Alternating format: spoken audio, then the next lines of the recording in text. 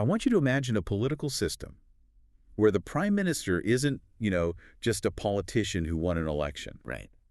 but they're actually part of a hereditary dynasty. Yeah, it's wild to even think about. I mean, a system where this dynasty of prime ministers completely sidelined the actual ruling monarch, like the king, for over a century. Over 100 years, just completely sidelined. Exactly. The king is still there, technically sitting on the throne, but the prime minister is the one holding all the cards, passing the ultimate executive job down from father to son or brother to brother, generation after generation. It really challenges everything we assume about how a monarchy functions, doesn't it? It really does. I mean, we are so conditioned by global history to view monarchs as the ultimate unyielding authority in their realms, and prime ministers are just supposed to be their loyal administrators. Right, the ones just doing the paperwork. Yeah, so the concept of a prime minister completely subjugating a continuous royal bloodline, it just flips standard political dynamics upside down. And looking through the stack of historical documents and constitutional texts you shared with us for this deep dive, that is exactly the dynamic we are tackling today. It's a fascinating one. It is. So our mission today is to trace the uniquely powerful, historically rich role of the Prime Minister of Nepal. Yeah, we're really getting into it. We are going to explore how this specific office transformed from a largely ceremonial post, morphed into an absolute autocracy, and then ultimately evolved into the legally fortified constitutional powerhouse of a modern federal democratic republic. Because the modern Nepalese prime minister wields a remarkably specific type of power. Right. And, you simply cannot understand why the rules are written the way they are today without understanding those historical ghosts. Oh, for sure. The constitution governing Nepal right now isn't just some theoretical framework drafted in a vacuum. It is a direct, heavily engineered response to centuries of extreme political whiplash. Okay, so let's unpack this whiplash.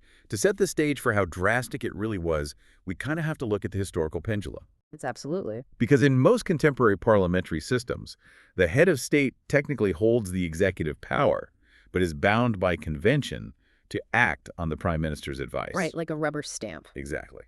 But Nepal decided to throw out the unwritten conventions entirely. They legally placed the explicit executive power squarely in the prime minister's hands. They did. But getting to that point, it required surviving an era where the prime minister wasn't just an executive, but a total autocrat. Yeah, and to understand that, we have to go back. During the early centuries of Nepal's history, under the rule of various monarchs, the role of what we would translate to a prime minister was largely ceremonial. So they didn't have much real power back then. No, not really. Real power was heavily concentrated in the hands of the kings and, regional hereditary chiefs. Got it. The prime minister was essentially an administrator, maybe a high-ranking courtier. They managed the day-to-day logistics of the royal court, but they certainly weren't calling the ultimate shots on national policy or military deployment. But that starts to shift, right? Like in the 18th century as the Shah monarchy establishes itself. Yeah, the office steps a bit more into the spotlight. Powerful nobles begin holding the title, and they start controlling the administration and military affairs. Okay, but the earth-shattering shift, the moment this office becomes unlike almost anything else in global history, that happens in 1846. 1846, yes. That marks the start of the Rana period. And this is where it gets crazy. It really does. The Rana dynasty seizes the office. And from 1846 all the way to 1951, the prime ministership becomes hereditary within their specific family. Just passed down like an heirloom. Exactly. They institute an entire century of absolute autocratic rule.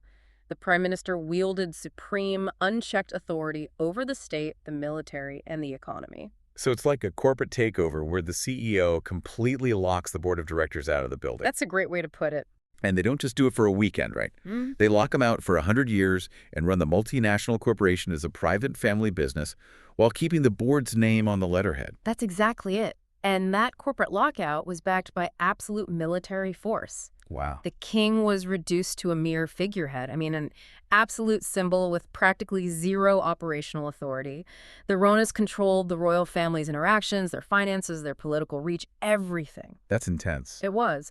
And this 100-year era left a deep, deep psychological and political mark on the nation. The historical memory of extreme, centralized power operating under the title of prime minister, it created a unique trauma. And even when they finally ended the Rana regime in 1951, I mean, looking at the sources, the country didn't just sail smoothly into stable democracy. No, not at all. The volatility actually increased in many ways. Really? Yeah, from 1951 onward, the office of the prime minister became the absolute center of Nepal's political landscape, but that landscape was incredibly unstable. So what did that look like? Well, the country navigated through phases of constitutional monarchies, brief experiments with multi-party democracy, royal coups where the monarch tried to claw back absolute power, and, intense periods of civil conflict. So over 50 years of just ping-ponging between different systems. Exactly. All of this eventually culminated in the complete abolition of the monarchy in 2008, officially making Nepal a federal democratic republic. Yeah, huge milestone. It was. And the creators of the new constitution, they had to look at this history. A century of autocratic prime ministers, followed by decades of royal overreach and political instability. And they had to design a legal framework that prevented any of it from ever happening again. So a politician survives this historical crucible, and the country decides to write a new rule book. Right. Which brings us to Section 75 of the modern Constitution. This redefines exactly who holds the reins of power today. And it's fascinating because it completely bypasses the standard parliamentary playbook. It does. The distinction lies in the exact, uncompromising wording of the law. Because in typical parliamentary republics, the president is at least the nominal chief executive, right? Yeah, on paper, the president is the boss. But unwritten conventions dictate they only act on the advice of the cabinet. It relies heavily on the good faith of the actors involved. Okay, here is where it gets really interesting for me. If Section 75 completely cuts the president out of the executive equation and hands that power explicitly to the prime minister, what stops a modern prime minister from just becoming a new Rana? That's the million-dollar question. I mean, where's the check on their power if the head of state is legally neutralized? Is it just semantic paperwork? No, it's not just paperwork. The check on their power is fundamentally shifted from a single individual to a collective democratic body. Okay, how so? Well, Section 75 explicitly vests the executive power of the federal government directly in the Council of Ministers. The president acts strictly as the ceremonial head of state. Oh, I see. But crucially, per Section 76, the prime minister serves as the chairman of this council and exercises executive power collectively with them. They do not hold it individually. That's a massive difference. Exactly. By legally removing the president from the executive equation, the Constitution eliminates the historical ambiguity that allowed past royal power grabs. And by forcing the prime minister to act collectively with a council drawn from the legislature, it ensures the power is inextricably linked to the people's representatives. So it writes the rules in permanent marker instead of relying on a gentleman's agreement. Perfectly said. It ensures nobody can exploit the gray areas between a head of state and a head of government. The prime minister has the explicit power, but only as long as they can hold democratic consensus. Right. It guarantees that the executive branch derives its power directly from the legislature, which derives its power from the electorate. The legal firewall is designed to prevent both presidential overreach and prime ministerial autocracy. Which means if you're going to hold those ultimate executive keys, the gauntlet to actually get the job must be incredibly rigorous. Oh, it is. You don't just walk in and claim the permanent marker. And looking at the source material detailing Section 76 and Section 77, it outlines an intricate, highly pressurized system for appointing a prime minister and equally strict conditions for losing the job. Yeah, the mechanics of Section 76 read less like a standard election procedure and more like a cascading series of political stress tests. Stress tests, I like that. Step 1 is straightforward. The president is required to appoint the leader of the majority party in the House of Representatives as prime minister. Okay. So if one party wins an outright majority, their leader gets the job. But looking at Nepal's diverse political landscape, outright majorities aren't always guaranteed, right? In fact, they seem quite rare. Very rare. Which brings us to step 2. Okay, what's step 2? If no party has a majority, the president must appoint a member of parliament who has the support of a coalition of parties that, together, make up a majority. In practice, this is usually the leader of the senior partner in that coalition. It sounds less like a traditional election and more like a high-stakes game of Tetris on a ticking clock. A ticking clock is exactly right. You have these potentially incompatible political factions that must be forced to fit together to form a solid bloc. But what happens if the pieces just don't fit? That's where it gets intense. Like, what if they are gridlocked and no coalition can be formed? The Constitution anticipates that exact gridlock. Oh, really? Yeah. If no majority coalition can be formed within 30 days of the final result of a parliamentary election, we hit step 3. Okay. The president is then required to appoint the leader of the largest single party in the chamber, even if they fall short of a majority. I guess just to keep the lights on and ensure there is an executive at the desk. Right, but there's a massive catch attached to that appointment. A massive constitutional hurdle, I bet. Oh, yeah. In both the coalition scenario and the largest party scenario, the person appointed as prime minister is legally mandated to win a vote of confidence in the House within 30 days of their appointment. 30 days. Yes. They get the title, but they immediately have to prove to the entire room that they possess the actual influence to govern. So you don't get to just scrape by on a technicality and settle in. Nope. You have a 30-day deadline to prove you can command the room. And if they fail that confidence vote, like if the House just rejects them, Then the Constitution triggers the ultimate open floor failsafe. the fail-safe. Yeah, the president must then appoint literally any member of parliament who can present a credible basis that they can command the confidence of the House. It completely opens the field. So basically anyone who can solve the political puzzle gets a shot. Anyone. But the Tetris board is still running on a very strict timer. The timer is the most critical element here. If 55 days pass from the announcement of the final election results, and no single member can successfully command the confidence of the House, the Constitution mandates that new elections must be held within 6 months. Wow. The entire board resets. The entire board remets. The country goes right back to the voters. You either solve the puzzle of forming a functional government before that 55-day clock runs out, or everybody in the legislature loses their job. It's like a political escape room. It really is. And if we look at this through the lens of history, this isn't just intricate constitutional plumbing. Right. It is an institutionalized trauma response. Oh, that makes so much sense. You have a country that suffered under one single family monopolizing power for over 100 years. The fear of consolidated, unchecked authority is woven into the national consciousness. Yeah. So they built an intricate machine practically engineered to force compromise among fractured factions. They created a system that will automatically fire the entire government in 55 days if consensus isn't reached. They are so terrified of a 100-year autocratic lockout that they legally enforce a 55-day reset button. The contrast between those two timeframes is incredible. It's stark, isn't it? It is. The country is legally protected from being paralyzed indefinitely without a leader, and power automatically reverts to the people to choose a new parliament if the politicians fail. And the rules for vacation of the office under Section 77 are just as strict to ensure that same accountability. So how do you lose the job once you have it? Well, a prime minister ceases to hold office if they hand in a written resignation to the president. They also lose the job if they fail that vital vote of confidence or if a motion of no confidence is passed against them by the House. And they have to maintain their status as a member of parliament, right?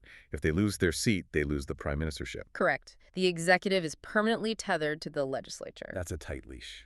It is.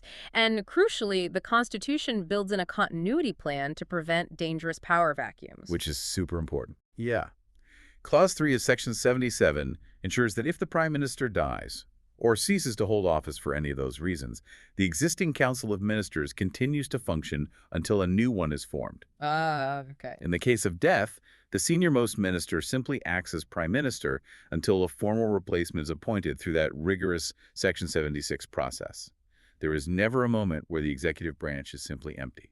So, a politician navigates the factions, beats the ticking clocks, secures the confidence of the House, and finally takes the oath. They've made it. They transition from surviving an abstract legal gauntlet to stepping into the physical reality of the office. Which brings us to the actual symbols and spaces of power today. As of the sources provided, the current sitting prime minister is Balender Shah, serving as the 43rd prime minister of Nepal since March 27, 2026. And being the 43rd prime minister means carrying a profound amount of institutional memory. I can imagine. The physical spaces they occupy daily are steeped in the very history we've been discussing. While the official residence of the prime minister is located in Balawatar, the actual seat of the prime minister's office, where the executive decisions are made, is Singha Darbar. Singha Darbar, a location that has served as the seat of government since the reign of Chandra Shumsher Jung Bahadur Rana. Stretching back to between 1901 and 1929. Right. And to visualize this, governing from Singha Darbar means operating under some of the most distinct national symbols on Earth. Absolutely. The flag of Nepal flying above that complex is completely unique globally. It is the world's only non-rectangular national flag. It's so iconic. It consists of two stacked triangles or pennons in crimson red with a blue border featuring the sun and the moon. And inside the halls, the national emblem reflects the country's incredible diversity. You have the rhododendron flowers, Mount Everest prominently displayed, the green hills, a map of Nepal itself. And a man and a woman shaking hands to explicitly represent gender equality. The visual branding of the modern republic is incredibly inclusive and grand. But there's one detail in the source material regarding the reality of the office that is genuinely startling to me. The official compensation. Yes. Here you have the head of government of a federal democratic republic, a person who holds explicit, immense constitutional power, legally bypassing the ceremonial precedent. Right. A person who ranks third in the entire national order of precedence, carrying the weight of the entire executive branch. And their official salary is NPR $77,280 per month. Which translates to less than $1,000 a month. Annually, it's NPR $927,360. The disparity between the sheer constitutional authority they wield and the extremely modest financial compensation is striking, He really is. especially when you contrast it with the opulent history of the physical building they work in. That contrast highlights the most profound historical irony of the modern Nepalese state. How so? Well, Singha Darbar wasn't just designed as an administrative office building. It was an incredibly grand, sprawling palace complex built by the Rana dynasty. Oh, wow. The Ranas. Yes, the very same autocratic dynasty that hoarded the nation's wealth, sidelined the monarchy, and ruled with an iron fist for over a century. And now, a modern, democratically elected leader, someone who had to survive a 55-day constitutional stress test, proving they have the mandate of the people's representatives, sits at that exact desk. Exactly. They are earning a modest public servant salary inside the opulent palace of past dictators. It is the physical embodiment of the republic reclaiming the spaces of its past oppressors. That's a powerful image. The architecture remains as a historical monument, but the legal mechanism operating inside those walls has fundamentally transformed from a hereditary right to a democratically earned privilege. When you look at the evolution of this office, it completely changes how you read a legal document. It does. Constitutional mechanics, things that sound terribly dry on paper like Section 75 or Section 76, they aren't just boring legal bureaucracy. Not at all. They are the physical scars, the hard-learned lessons, and the vital, desperate safeguards of a country's vibrant and painful history.